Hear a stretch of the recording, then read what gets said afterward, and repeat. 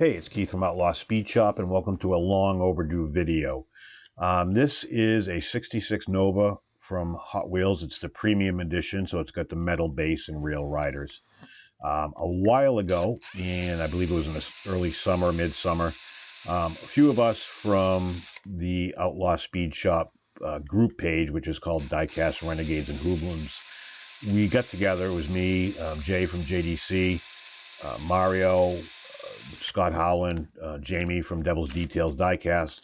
We get together at Jamie's campsite in Rhode Island, and we had a little barbecue and everything. And anyways, we pulled names for a not so secret Santa thing where we each build a car for each other. And obviously, I have Jay, and I decided to use this Nova. I'm not going crazy. This is pretty much just swapping paint. The stance on this thing is perfect. It's been a while since I've really built anything. Just been tied up with a bunch of other things, and in life in general kind of got in the way. So I apologize for not putting out a build video in a while. I mean, I got, 20 something videos there for the JDC roll off drags, but as far as build videos go, I've been slacking a little bit for a multitude of reasons, but either way, that's going to be changing come the new year. I'm going to be going into a little bit more projects that they may not be everybody's cup of tea, but they're going to be more mashups of multiple vehicles. It's just, it's going to be hard to explain, but it'll be vehicles. Let's put it this way: the vehicles that you either like or you hate. But I'm looking forward to that because it'll help flex some creativity, and that's what I enjoy about this the most. I certainly don't do it for the money, although that the 20 cents a month I get is going to good use. So with a metal base, you have to work a little harder at separating them, especially on vehicles like this where it's already got a low stance and the wheels are tucked in. You just have to be careful not to bend the wheels or the axles. So you just got a little bit at a time, drill a little bit, pry a little bit, drill a little bit, just until you get it without going too far, because you don't want to. Last thing you want to do is use a vehicle like this where you have the wheels you want and the stance you want, and then you bend an axle. So patience is your friend in this particular case. And then once you get a little bit of a pry, you get a pop like that, then the whole thing will just come right off. So it's nice having a metal base. Just I'm used to plastic bases, so it's just a little bit more effort. That's all. And make sure you put your hand in all the metal shavings so it gets stuck in your palms and in the sides of your hand, so you can find it later on in the day when you touch something. After stripping it with citrus strip, I'm just using my wire wheel attachment on my Dremel to clean off any extra residue. Even though I did wash it in soap and water, it's good to get the rest of it off, and you can get in those little nooks and crannies and the door jams and anything like that, those fine body lines that you might not be able to have gotten off with soap and water in the sink. And then you just follow that up. I follow it up with like a light Scotch-Brite pad that gives it a nice even finish, and it seems to create a nice surface for primer to stick to. And you can use whatever you want for primer. I use everything from Stynylrez to Rust-Oleum primer to what I'm using on this one, which is a white primer, but it's from Citadel. It's the Corax White. A lot of times if I'm doing a white vehicle, that's all I'll do is like a white primer, or a gray primer if it's a gray vehicle, black primer for black. And when you clear coat over it, it's awesome. So it just saves me a step, and I'm kind of lazy. I hate cleaning my airbrush, multiple times for one project. So I'm using splash paints. Another reason is, first off, it's just awesome paint. It's a two-step process, so it's a base coat, clear coat. So you have to use, some sort of a clear afterwards, because this will dry in a flat or a semi-flat finish. But it's super easy to clean. It's a one-step. You just dump it from the can into your airbrush. If you don't use it all, you dump it right back into the bottle. You don't have to add anything to it and be a chemist to get it to lay down excellent. Then I get these black pigment markers that come in multitude of sizes in this pack. I use that for all the fine details, like in the grill. And you'll notice I use everything from Vallejo to Citadel to Unate paint pens. I'll use just about anything that's within reach as far as paints go. I'm not overly fussy, and I don't have a particular brand that I'm fond of, but I like them all equally. And here I'm just doing a little yellow on the license plates, and I'm going to use that as a background, the right JDC in my horrible handwriting for the license plate number. This is what it looks like painted with 5 coats of automotive 2K clear. And then I'm just going to use my Molotov pens for chrome accents, like the drip edge molding around the roof and the tail light lenses. And they come in different thicknesses. I got 2 different sizes. I couldn't tell you what they are off the top of my head. But overall, this was kind of a fun project. I have an unboxing video coming up here in about 2 minutes if you want to stick around for that. It's just some Johnny Lightning cars I got from a friend. If you're into those kind of cars, then you can stick around. But this is pretty much what I got to work with here. And if you remember, this is what I got started with. Love the car, love the stance, just not a fan of gold. Assuming Jay's not a fan of gold and would like a nice blue vehicle. I could be wrong. If I'm wrong, I'm wrong. But I like it. I like the color. It's a Le Mans blue. It's a GM color. That's the other great thing about splash paints is you can pretty much pick the model of the vehicle and you can kind of search paint that way as well. So it's really cool. But I like the way this came out. I love the color. It was fun just doing a quick build, especially since I haven't done one in so long, or it feels like so long, just to get to wet my whistle a little bit for upcoming projects. I got another video due out next week for the 4 Horsemen, which is a shop truck. So I'm starting to get back into it and start pumping out some more videos because I do enjoy doing it and I enjoy the process. So anyways, here's a few pictures of the car. Hope you guys like it. Stick around if you want to see an unboxing video. If not, I'll catch you on the next one, or I'll catch you on the next one in about 8 minutes when the unboxing is done. So, because I actually recorded that when I was down opening the box. So it's actually me talking a lot, semi-live, I guess you could say. So anyways, thanks for watching and stick around.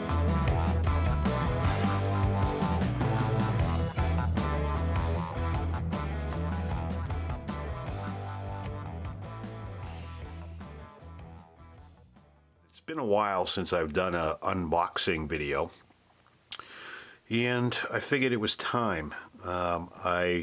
Some of you may know I do a lot of RC related things, and one of my RC related friends was getting rid of a collection little by little, and the last of it he asked if I wanted it, knowing that I do a lot with die-cast cars. I did offer to pay and he refused. So one way or the other, I will get him back. I will probably at least get him a gift certificate to the RC place we all go to. Anyways, so most of this is Johnny Lightning. There's no Hot Wheels at all, but I know there's a lot of Johnny Lightning fans, and what's kind of cool is the stuff he gave me was stuff I had collected at one point and then had to sell. So kind of works out good. We got this Cougar. Most of them are all the muscle cars, so that's even better. We got this Oldsmobile, the 442, the gold, and the 442 green, the 442 yellow, the 442 green. We've got the 65 GTO convertible.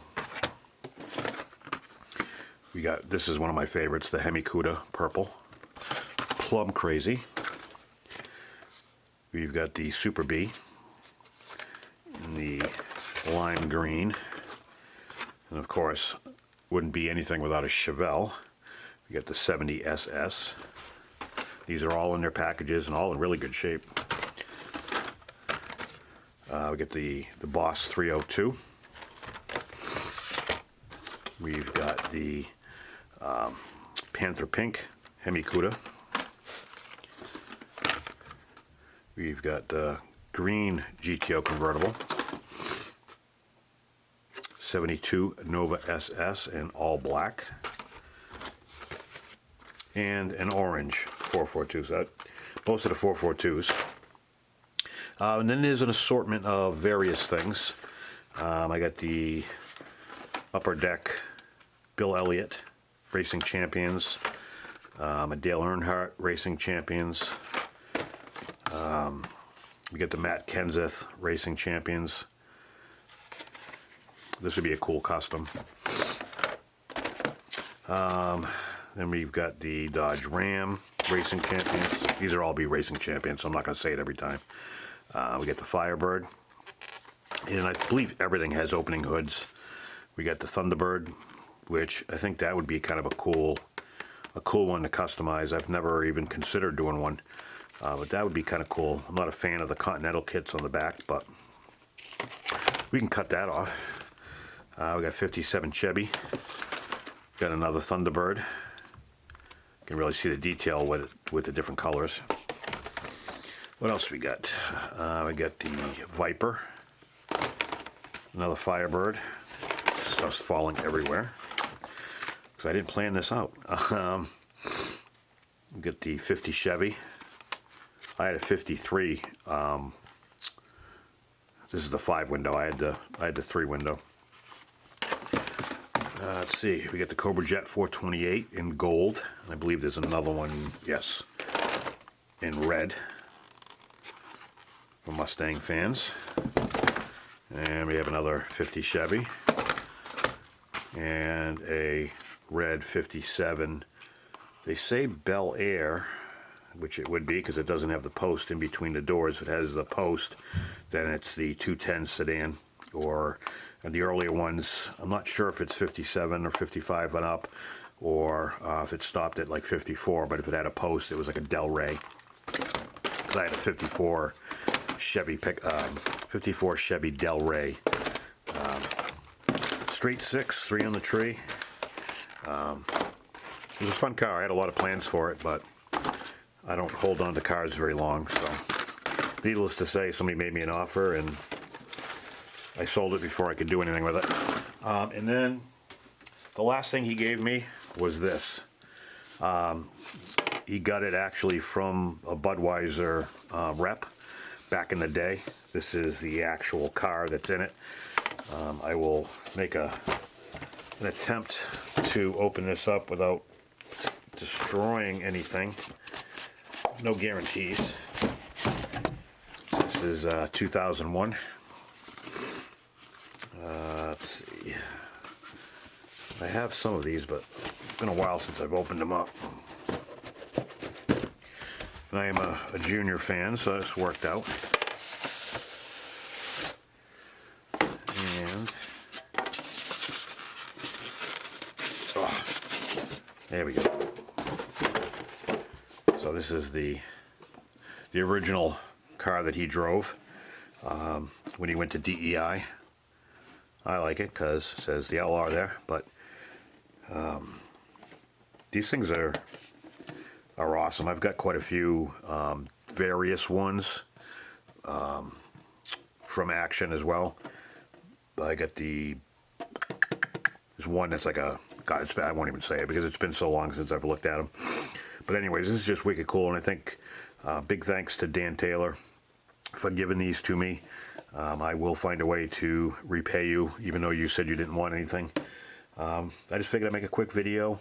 I'm still working on a bunch of stuff. I'm working on a 62 Chevy pickup for the 4 Horsemen build.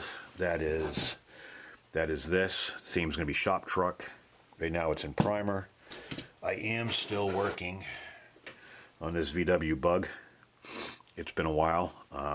Things kind of got in the way with the JDC drag racing thing, but this one I plan to kind of leave this. I'm considering leaving it alone and just painting the rack, because it's a nice rack, and who doesn't like a nice rack?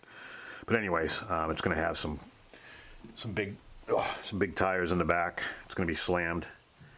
But anyways, so I'm still building, but it's been slow, so that's why I kind of was doing this. And then I picked this up. I really dig this. I'm not a big Matchbox fan, but I like the wheels. I don't like anything that's lived like gases or anything like that, because they put these really silly bases on them just to be able to get the wheels. But imagine this thing slammed. But I'd leave the Skyjacker on there just to, because it would be ironic that it would be Skyjacker but slammed. The only thing I have an issue with is the radius of these wheel wells are really, really small. So I'm not sure if I'll be able to get tires in there and have it look good, but there's only one way to find out, and that's to pretty much cut this thing up. So, but anyways, that's what I'm working on. Thanks for watching. I will catch you on the next one.